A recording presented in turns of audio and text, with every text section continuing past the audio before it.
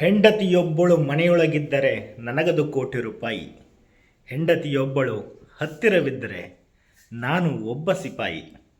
ತುಂಬ ಅದ್ಭುತವಾದ ಸಾಲುಗಳನ್ನು ನಾವು ನೀವೆಲ್ಲರೂ ಕೇಳಿದ್ದೀವಿ ಬಂಧುಗಳೇ.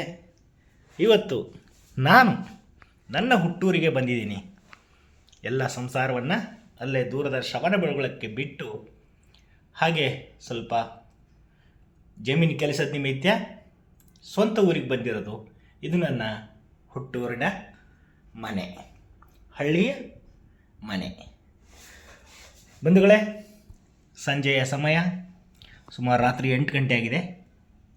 ಮಡದಿ ಅವಳು ನನ್ನ ಜೊತೆಗೆ ಬಂದು ಅವರ ಅಪ್ಪಮ್ಮನ್ನು ನೋಡ್ಕೊಂಡು ಬರ್ತೀನಿ ಅಂತ ಹೋಗಿದ್ದಾಳೆ.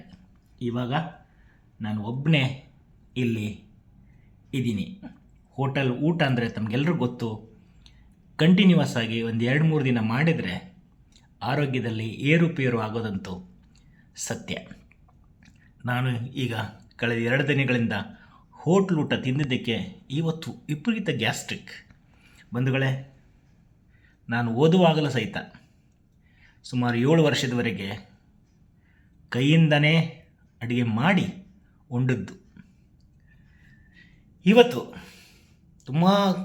ತುಂಬಾ ಗ್ಯಾಸ್ಟ್ರಿಕ್ ಸಮಸ್ಯೆ ಕಾಣಿಸ್ಕೊಂಡಿತ್ತು. ಸೊ ಹೀಗಾಗಿ ಮನೆಯಲ್ಲಿ ಅನ್ನ ಮಾಡಿದ್ದೀನಿ. ಅನ್ನ ಹಾಲು, ಉತ್ತರ ಕರ್ನಾಟಕದ ಜನರಿಗೆ ಅನ್ನ ಹಾಲು ಅಂತ ಹೇಳಿದ್ರೆ ಪಂಚಪ್ರಾಣ. ಹೀಗಾಗಿ ನಾನೇ ಅಡುಗೆ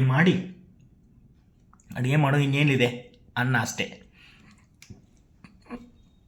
ಹಣ್ಣು ಇದೆ. ಸೊ ಇವಾಗ ಈ ಅನ್ನ ಹಾಲನ್ನು ಸವಿತಾ ಇದ್ದೀನಿ. ಸೊ ಮನೆ ಊಟ ಅಂತಂದರೆ ಅದು ತಂಗಳ ಇದ್ರೂ ಸಹಿತ ಅಮೃತಕ್ಕೆ ಸಮಾನ. ಯಾವುದೇ ಥರದ ಆರೋಗ್ಯದ ಮೇಲೆ ದುಷ್ಪರಿಣಾಮ ಬೀರೋದೇ ಇಲ್ಲ. ಹಾಗಾಗಿ ಇವತ್ತು ನಾನು ಒಂಟಿ ಇದ್ದೀನಿ. ನನ್ನ ವೃತ್ತಿ ಬೇರೆ, ಮಂಡ್ಯ ಜಿಲ್ಲೆ ಇರೋದು, ಹುಟ್ಟೂರು ಬೆಳಗಾಂ ಜಿಲ್ಲೆ, ಉಗಾರಬುದ್ದು ಗ್ರಾಮ. ಸೊ ಆಗಾಗ ಯಾವುದೋ ವೈಯಕ್ತಿಕ ಕಾರಣದ ನಿಮಿತ್ತ ಬರಬೇಕಾಗತ್ತೆ. ಸೊ ರಜದ ಮೇಲೆ ಬಂದಾಗ ಇಲ್ಲಿ ಈ ರೀತಿ ಸಮಸ್ಯೆಗಳು ಕಾಣುತ್ತೆ. ಎಲ್ರಿಗೂ ಪ್ರಶ್ನೆ ಇರ್ಬೋದು, ಅಪ್ಪ ಅಮ್ಮ ಎಲ್ಲಿ ಅಂತ. ಅಪ್ಪ ಅಮ್ಮ ನನ್ನ ಜೊತೆಗೇ ಇದ್ದಾರೆ. ನಾನು ಶ್ರವಣಬೆಳಗೊಳದಲ್ಲಿ ಅವರನ್ನು ಬಿಟ್ಟು 4 ದಿನದ ಮಟ್ಟಿಗೆ ಸ್ವಂತ ಊರಿಗೆ ಬಂದಿದ್ದೀನಿ. ಬಂಧುಗಳೇ, ತಾಯಿಯೇ ದೇವರು, ತನ್ನ ತಾಯಿಗಳೇ ನಮ್ಮ ಗುರುಗಳು, ದೇವರು, ಪೂಜಿಸಲಿಕ್ಕೆ ಯೋಗ್ಯರಂತ ನಾನು ನಂಬಿದವನು. ಯಾವತ್ತೂ ದೇವರನ್ನು ನಂಬ್ತೀನಿ. ಆದರೂ ಅಪ್ಪ ಅಮ್ಮನ ನಿರ್ಲಕ್ಷ್ಯ ಮಾಡಿ, ತಂದೆ ತಾಯಿಗಳನ್ನು ನಿರ್ಲಕ್ಷ್ಯ ಮಾಡಿ ದೇವರ ಹಿಂದೆ ಬೀಳೋದಿದೆಯಲ್ಲ, ಅದರ ಮೇಲೆ ನನಗೆ ನಂಬಿಕೆ ಇಲ್ಲ ಬಂಧುಗಳೇ. ಸೊ ಇವಾಗ ಹೋಟೆಲ್ ಊಟ ಖಂಡಿತವಾಗಿ 1 ವಾರ ಮಟ್ಟಿಗೆ ಯಾರಾದರೂ ಮಾಡಿದರೆ ತುಂಬಾ ಮೆಚ್ಕೋಬೇಕು. ಇದೇ ಕಾರಣಕ್ಕೆ ನಿಮ್ಮೆಲ್ಲರ ಮಕ್ಕಳು ಹಾಸ್ಟೆಲ್ನಲ್ಲಿ ಎಂಥ ಊಟ ಕೊಟ್ಟರು ಆಗಾಗ ಸಮಸ್ಯೆ ಹೇಳ್ತಾನೆ ಇರ್ತಾರೆ, ಊಟ ಸರಿಯಾಗಿಲ್ಲ ಅಂತ. ಯಾಕೆಂದರೆ ಹಾಸ್ಟೆಲ್ಗಳಲ್ಲಿ ಏನಾಗುತ್ತೆ ಅಂದರೆ ಒಂದು ರೆಗ್ಯುಲರ್ ರುಟೀನ್ ಇರುತ್ತೆ. ಸೋಮವಾರ ಇದೆ ಅಂದರೆ ಇದೇ ಮಾಡಬೇಕು, ಮಂಗಳವಾರ ಇದೇ ಸಾಂಬಾರು ಅಂದರೆ ಇದೇ ಸಾಂಬಾರು, ಇದೇ ತರಕಾರಿ ಅಂದರೆ ಅದೇ ತರಕಾರಿ. ಹೀಗಾಗಿ ನಾನು ಹಾಸ್ಟೆಲಲ್ಲಿ ಇದ್ದರೂ ಸಹಿತ ಅಪರೂಪಕ್ಕೆ ಹಾಸ್ಟೆಲಲ್ಲಿ ಊಟ ಮಾಡ್ತಿದ್ದೆ. ಆದರೆ ನಾನು ಕೈಯಿಂದಾನೇ ಮಾಡಿ ಉಂಡದ್ದುಂಟು. ಆದರೆ ಇತ್ತೀಚಿನ ದಿನಗಳಲ್ಲಿ ಈಗಿನ ಮಕ್ಕಳಿಗೆ ಅವೆಲ್ಲವೂ ಇಷ್ಟ ಆಗೋದಿಲ್ಲ. ಸೊ ಒಂಟಿಯಾಗಿ ಮನೆಯಲ್ಲಿದ್ದೀನಿ. ಸೊ ಇನ್ನೇನು 2-3 ದಿನದ ನಂತರ ಮತ್ತೆ ನನ್ನ ಡ್ಯೂಟಿಗೆ ತೆರಳಬೇಕು. ಬಂಧುಗಳೇ, ನಾನು ವಿದ್ಯಾರ್ಥಿಗಳಿಗೆ ಕೇಳ್ಕೊಳ್ಳೋದಷ್ಟೇ, ನಿಮಗೆ ಆದಷ್ಟು ಆರೋಗ್ಯದ ಬಗ್ಗೆ ಕಾಳಜಿ ಇರಬೇಕು. ಎಂಥಾದರೂ ಇರಲಿ, ನಿಮ್ಮ ಸ್ವಂತ ಕೈಯಿಂದ ಮಾಡಿ ತಿಂದರೆ ಅದರ ಅನುಭವನೇ ಹೇಳುತ್ತೀರೋದು. ಸೊ ತುಂಬ ಗ್ಯಾಸ್ಟ್ರಿಕ್ ಪ್ರಾಬ್ಲಮ್ ಕಾಣಿಸಿಕೊಂಡಿದ್ದರಿಂದ ಇವತ್ತು ಅಕ್ಕಪಕ್ಕ ಮನೆಯವರು ಕರೆದ್ರು ಬನ್ನಿ ಊಟಕ್ಕೆ ಅಂತ. ತುಂಬ ಒಳ್ಳೆಯ ಜನ ನಮ್ಮಲ್ಲಿ ಅಕ್ಕಪಕ್ಕದವರು. ಇದು ಹಳ್ಳಿಗಳಲ್ಲಿ ಮಾತ್ರ ಸಿಗುತ್ತೆ. ಅವ್ರಿಗೇನಾದರೂ ಗೊತ್ತಾದರೆ ಪಾಪ ಇವರು ದೂರಿಂದ ಬಂದಿದ್ದಾರೆ ಊಟಕ್ಕೆ ಕರೆಯೋಣಂತ ಅಕ್ಕಪಕ್ಕದವ್ರು ಕರೀತಾರೆ. ಆದರೆ ನಮಗೆ ಸ್ವಲ್ಪ ನಾಚಿಕೆ ಸ್ವಭಾವ. ಹೀಗಾಗಿ ನಾನು ಮಧ್ಯಾಹ್ನ ಫ್ರೆಂಡ್ ಮನೇಲಿ ಮಾಡಿದೆ ಊಟ. ಇವತ್ತು ಸಂಜೆ ನಾನೇ ಮಾಡ್ಕೊಳ್ಳೋಣ ಅಂತ ಅನ್ನ ಮಾಡಿದ್ದೀನಿ. ಅನ್ನು ಮತ್ತು ಒಳ್ಳೆಯ ಒಬ್ಬರು ಹಾಲು ತಂದು ಕೊಟ್ಟರು. ಹಾಲು ಆಮೇಲೆ ಹಣ್ಣಿದೆ. ಸೊ ಇದು ನನ್ನ ಈ ದಿನದ ಚಟುವಟಿಕೆ. ಹುಟ್ಟೂರು ಆಗಾಗ ಕೈ ಮಾಡಿ ಕರಿತಾ ಇರುತ್ತೆ. ಏನು ಮಾಡೋದು, ಓದಿದ್ದಕ್ಕೆ ಊರು ಬಿಡಬೇಕಾಗಿದೆ. ಆಮೇಲೆ ವಿದ್ಯೆ ಅದಲ್ಲ, ಮತ್ತು ನಿವೃತ್ತಿ ನಂತರ ಹುಟ್ಟೂರಿಗೆ ಬರೋದು. ಸೊ ವಿದ್ಯಾರ್ಥಿಗಳಲ್ಲಿ ಕೇಳೋದು, ಓದೋ ಸಮಯದಲ್ಲಿ ಚೆನ್ನಾಗಿ ಓದಿ. ಆಮೇಲೆ ತಂದೆ ತಾಯಿಗಳಷ್ಟೇ, ಮಕ್ಕಳಿಗೆ ಆಸ್ತಿ ಮಾಡಬೇಡಿ, ಮಕ್ಕಳನ್ನೇ ಆಸ್ತಿಯನ್ನಾಗಿ ಮಾಡಿ. ನಾನು ನನ್ನ ತಂದೆಯನ್ನು ಈ ಸಂದರ್ಭದಲ್ಲಿ ತುಂಬ ನೆನೆಸ್ಕೊಳ್ತೀನಿ. ಆವಾಗ ಆ ಕಷ್ಟ ಕಾಲದಲ್ಲಿ ಅವರಿಗೆ ನಮ್ಮಪ್ಪ ಕೂಲಿ ಮಾಡಿ ನನ್ನ ಓದನ್ನು ನಿಲ್ಲಿಸಲಿಲ್ಲ. ನೀನು ಓದು ಅಂತ ಹೇಳಿಬಿಟ್ಟು ಸ್ವತಃ ತಾವೇ ಕೂಲಿ ಮಾಡಿ ನಮ್ಮನ್ನು ಓದಿಸಿದರು. ನಾವು ಅಷ್ಟೇ ಅವರ ಶ್ರಮದ ಮರ್ಮವನ್ನು ಅರಿತು, ಅವರ ಶ್ರಮದ ಹಿಂದೆ ಇರತಕ್ಕಂಥ ರಕ್ತವನ್ನು ಅರಿತು ಪೋಸ್ಟ್ ಗ್ರ್ಯಾಜುಯೇಷನ್ ಮಾಡಿ, BEd ಮಾಡಿ, ಒಂದು ಸ್ಪರ್ಧಾತ್ಮಕ ಪರೀಕ್ಷೆ ಎದುರಿಸಿ ಸರ್ಕಾರಿ ಕೆಲಸ ಗಿಟ್ಟಿಸ್ಕೊಂಡೆಲ್ಲದ ಅದುವೇ ನನ್ನ ಜೀವನದ ಸಾಧನೆ ಅಂತ ನಾನಾದರೂ ಭಾವಿಸ್ತೇನೆ. ನಾನೇನು IAS ಆಫೀಸರ್ ಆಗಿಲ್ಲ ನಿಜ, ಆದರೆ ನಮ್ಮ ಮನೆಯ ಪರಿಸ್ಥಿತಿಗೆ ನಾನು ಜನರಲ್ ಮೆರಿಟಲ್ಲಿ ಸರ್ಕಾರಿ ನೌಕರಿಯನ್ನು ಪಡ್ಕೊಂಡಿಲ್ಲ. ಅದು ನನಗೆ ತುಂಬ ತೃಪ್ತಿ ತಂದಿದೆ. ಮತ್ತು ನನ್ನ ವೃತ್ತಿ ಜೀವನದಲ್ಲಿ ಅಷ್ಟೇ ತುಂಬ ನನ್ನ ವೃತ್ತಿಯನ್ನು ಪ್ರೀತಿಸುತ್ತೇನೆ, ಗೌರವಿಸುತ್ತೇನೆ. ಮತ್ತು ಅದೇ ರೀತಿ ನನ್ನ ವಿದ್ಯಾರ್ಥಿಗಳನ್ನು ಪ್ರೀತಿಸುತ್ತೇನೆ. ಸೊ ಬಂಧುಗಳೇ, ತಮ್ಮ ಮಕ್ಕಳಿಗೆ ಏನೂ ಕೊಡದೇ ಇದ್ರೂ ಪರವಾಗಿಲ್ಲ, ಒಳ್ಳೆಯ ಸಂಸ್ಕಾರ ಮತ್ತು ಒಳ್ಳೆಯ ವಿದ್ಯೆಯನ್ನು ಕೊಡೋದು ತುಂಬ ಅವಶ್ಯಕತೆ.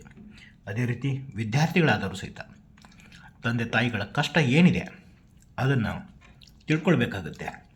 ಅವರಿಗೆ ದುಡ್ಡು ಎಲ್ಲಿಂದ ಬರುತ್ತೆ, ನಾವು ಅದಕ್ಕೆ ಹೇಗೆ ನ್ಯಾಯವನ್ನು ಒದಗಿಸಬೇಕು, ನಮ್ಮ ಮಕ್ಕಳಿಗೆ ನಾವೇನು ಕೊಡಬಲ್ಲೆವು ಎಂಬೆಲ್ಲ ವಿಚಾರ ನಮಗೆ ಅರಿವಾದರೆ, ವಿದ್ಯಾರ್ಥಿ ದಶೆಯಲ್ಲಿ ವಿದ್ಯಾರ್ಥಿ ಜೀವನದಲ್ಲಿ ಅರಿವಾದರೆ ಬದುಕೆ ಸಾರ್ಥಕ ಅಂತ ನಾನಾದರೂ ಭಾವಿಸುತ್ತೇನೆ. ನಾನು ಓದುವಾಗ ಪ್ರತಿದಿನಾನು ತಂದೆಯ ಕಷ್ಟ, ತಾಯಿಯ ಕಷ್ಟ, ನನ್ನ ಕನಸುಗಳು, ಅವರ ಕನಸುಗಳು ಏನು ಎಂಬುದನ್ನಿತ್ತು ಅರಿವಾಗ್ತಿತ್ತು. ಆ ಕನಸುಗಳ ಬೆನ್ನತ್ತಿ ಒಂದು ಸರ್ಕಾರಿ ಕೆಲಸವನ್ನು ಗಿಟ್ಟಿಸಿಕೊಂಡು ನನ್ನ ಮಕ್ಕಳಿಗೆ ಒಳ್ಳೆಯ ವಿದ್ಯಾಭ್ಯಾಸ ಕೊಡಿಸುವ ಒಂದು ಹಂತವನ್ನು ತಲುಪಿದ್ದೀನಲ್ಲ. ಒಬ್ಬ ಹಳ್ಳಿಯ ವಿದ್ಯಾರ್ಥಿಯಾಗಿ ಕನ್ನಡ ಮಾಧ್ಯಮದಲ್ಲಿ ಓದಿ, ಯಾವುದೇ ಕೋಚಿಂಗ್ ಇರದೇ ಹೋದ್ರೂ ಒಂದು ಪೋಸ್ಟ್ ಗ್ರ್ಯಾಜುಯೇಷನ್ಸ್ ಮಾಡಿ, ಅದು ಮ್ಯಾಥಮೆಟಿಕ್ಸಲ್ಲಿ ಇವತ್ತು ಸರ್ಕಾರಿ ಕಾಲೇಜಲ್ಲಿ ಗಣಿತಶಾಸ್ತ್ರ ಉಪನ್ಯಾಸಕನಾಗಿ ಕೆಲಸ ಮಾಡೋದಿದೆಯಲ್ಲ, ಅದು ತುಂಬ ಸಂತೋಷವನ್ನು ನನಗಾದರೂ ಕೊಟ್ಟಿದೆ. ವಿದ್ಯಾರ್ಥಿಗಳೇ, ಯಾವತ್ತು ತಂದೆ ತಾಯಿಗಳ ಹಿಂದಿನ ಶ್ರಮವನ್ನು ಸ್ವಲ್ಪ ಆಲೋಚನೆ ಮಾಡಬೇಕು. ಪ್ರತಿದಿನ ಮಲ್ಕೊಳ್ಳುವಾಗ ಒಂದು ಊಟ ಮಾಡಿ ಮಲ್ಕೊಳ್ಳುವಾಗ ತಂದೆ ತಾಯಿಗಳು ಏನು ಕಷ್ಟಪಡ್ತಾ ಇದ್ದಾರೆ, ನಾವು ಅದಕ್ಕೆ ನ್ಯಾಯವನ್ನು ಒದಗಿಸ್ತಾ ಇದ್ದೀವಾ ಅನ್ನೋದನ್ನು ವಿಚಾರ ಮಾಡಿದ್ರೆ ನಮ್ಮ ಬದುಕು ಸಾರ್ಥಕ. ನಿಜವಾಗಲೂ ನಮ್ಮ ದಿಕ್ಕು ಸಾಧನೆಯತ್ತ ಹೋಗೋದರಲ್ಲಿ ಸಂದೇಹವಿಲ್ಲ. ಬಂಧುಗಳೇ, ಮಕ್ಕಳಿಗೆ ಒಳ್ಳೆಯ ಸಂಸ್ಕಾರ ಕೊಡಿ. ಮಕ್ಕಳಾದವರು ತಂದೆ ತಾಯಿಗಳ ಕಷ್ಟವನ್ನು ಅರಿಬೇಕು. ಆವಾಗಲೇ ಜೀವನ ಅನ್ನೋದು ಮಧುರವಾಗಿರುತ್ತೆ. ಸೊ ಹೀಗಾಗಿ ಈ ರಾತ್ರಿ ನಾನು ಅನ್ನ ಹಾಲು ತಿಂದ್ರೂ ತುಂಬ ಸಂತೋಷವಾಗಿ ತಿಂತಾಯಿದ್ದೀನಿ. ಏಕೆಂದರೆ ಇದರಲ್ಲಿ ನನ್ನ ಶ್ರಮ ಅಡಗಿದೆ, ನನ್ನ ತಂದೆ ತಾಯಿಗಳ ಶ್ರಮ ಅಡಗಿದೆ. ನನಗೆ ಆರೋಗ್ಯದ ಬಗ್ಗೆ ಅಷ್ಟೇ ಕಾಳಜಿಯೂ ಇದೆ. ನಾನು ಮನಸ್ಸು ಮಾಡಿದರೆ ಈಗಲೇ ಹೋಗಿ ಹೋಟ್ಲಲ್ಲಿ ಊಟ ಮಾಡಿ ಬರ್ಬೋದು. ಆದರೆ ಒಂದೆರಡು ದಿನ ಮಾಡಿದ್ದಕ್ಕೆ ಕಷ್ಟ ಅನುಭವಿಸ್ತಾ ಇದ್ದೀನಿ. ಸೊ ಹೀಗಾಗಿ ನೀವು ಸಹಿತ ನಿಮಗೆಲ್ಲ ಅನುಭವಕ್ಕೆ ಬಂದಿರುತ್ತೆ. ಮನೆ ಊಟ ತಂಗಳ ಇದ್ರೂ ಅದು ಅಮೃತಕ್ಕೆ ಸಮಾನ. ಸೊ ತಾವೆಲ್ಲರೂ ಅಥವಾ ನಾವೆಲ್ಲರೂ ಏನಾದರೂ 4 ದಿನ ಟೂರಿಗೆ ಹೋದರೆ ಹೊಟ್ಟೆ ಅಂತೂ ಕೆಡ್ಸ್ಕೊಂಡು ಬರೋದು ಗ್ಯಾರಂಟಿ. ಎಂಥ 5 ಸ್ಟಾರ್ ಹೋಟ್ಲಲ್ಲಿ ಊಟ ಮಾಡಿದ್ರು ಒಂದೇ ಊಟ ಮಾಡೋಕ್ಕಾಗೋದು. ವಾರಗಟ್ಟಲೆ 4 ದಿನಗಟ್ಟಲೆ ಊಟ ಮಾಡಿದರೆ ಖಂಡಿತ ಆಗೋದಿಲ್ಲ. ಆವಾಗಲೇ ನೆನಪು ಬರೋದು ಮಡದಿ, ಅಮ್ಮ, ಮಕ್ಕಳು, ಮನೆಯ ಊಟ ಅಂತ. ಬಂಧುಗಳೇ, ಮನೆಯ ಊಟ ತಂಗಳಿದ್ರೂ ಅದು ಅಮೃತಕ್ಕೆ ಸಮಾನ. ಇವತ್ತು ತುಂಬ ಗ್ಯಾಸ್ಟ್ರಿಕ್ ಕಾಣಿಸ್ಕೊಂಡಿತ್ತು. ಹೀಗಾಗಿ ನಾನು ಈ ಸಂಜೆ ಕೇವಲ ಅನ್ನ ಹಾಲು, ಉತ್ತರ ಕರ್ನಾಟಕದವರಿಗೆ ಅನ್ನ ಹಾಲು ಅಂತ ಹೇಳಿದ್ರೆ ಪಂಚಪ್ರಾಣ. ಅದು ಎಮ್ಮೆ ಹಾಲು, ಕೆನೆಭರಿತ ಹಾಲು ಇದ್ದರೆ ನಾವು ನೋಡಿದ್ದೀವಿ. ಈ ಮಂಡ್ಯ ಮತ್ತು ಮೈಸೂರು ಈ ಸೈಡು ಅನ್ನ ಹಾಲು ಯಾರೂ ತಿನ್ನೋದಿಲ್ಲ. ಅನ್ನ ಹಾಲು ತಿನ್ನೋದು ನೋಡಿದ್ರೆ ನಕ್ಬಿಡ್ತಾರೆ ಅವರು. ಅವ್ರಿಗೊಂಥರ ಅನಿಸ್ಬಿಡ್ತಾರೆ, ಪೇಷಂಟ್ ಥರ ಅನಿಸ್ಬಿಡ್ತಾರೆ. ಅವ್ರು ನೋಡೋಕ್ಕೆ ಅಸಹ್ಯ ಪಡ್ತಾರೆ ಅನ್ನ ಹಾಲು ಕಲಿಸಿ ತಿನ್ನೋದು. ಸೊ ಈ ರೀತಿ ಅನ್ನ ಹಾಲು ತಿನ್ನೋದನ್ನು ನೋಡಿದರೆ ಅವರು ಇಷ್ಟಪಡೋದೇ ಇಲ್ಲ. ಸೊ ಆದರೆ ನಾವೇನು ಮಾಡೋದು, ನಮ್ಮ ಅಮ್ಮ ಅಪ್ಪ ಚಿಕ್ಕಂದಿನಿಂದ ಇದೇ ಅನ್ನ ಹಾಲು ತಂದು ರೂಢಿ ಮಾಡಿದರೆ ಇವತ್ತು ಮುಪ್ಪಿನ ವಯಸ್ಸಿಗೆ ಬಂದರು. ನಮ್ಮ ಅಪ್ಪನೂ ಇವತ್ತು ಪ್ರತಿದಿನ ಅನ್ನ ಹಾಲು ತಿನ್ನೋದು. ನಾನು ಇವತ್ತು ಒಂಟಿಯಾಗಿರೋದ್ರಿಂದ ಅನ್ನ ಹಾಲಕ್ಕೆ ಮಾರು ಹೋಗಿದ್ದೀನಿ. ಬಂಧುಗಳೇ,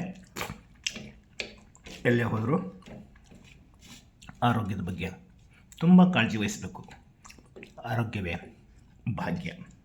ಆರೋಗ್ಯ ಚೆನ್ನಾಗಿರಲಿಲ್ಲ ಅಂತ ಹೇಳಿದ್ರೆ ಆ ದಿನವೇ ಮೂಡ್ ಆಫ್ ಆಗುತ್ತೆ, ವ್ಯರ್ಥ ಅನಿಸಿಬಿಡುತ್ತೆ. ಸೊ ಹೀಗಾಗಿ ನಾವು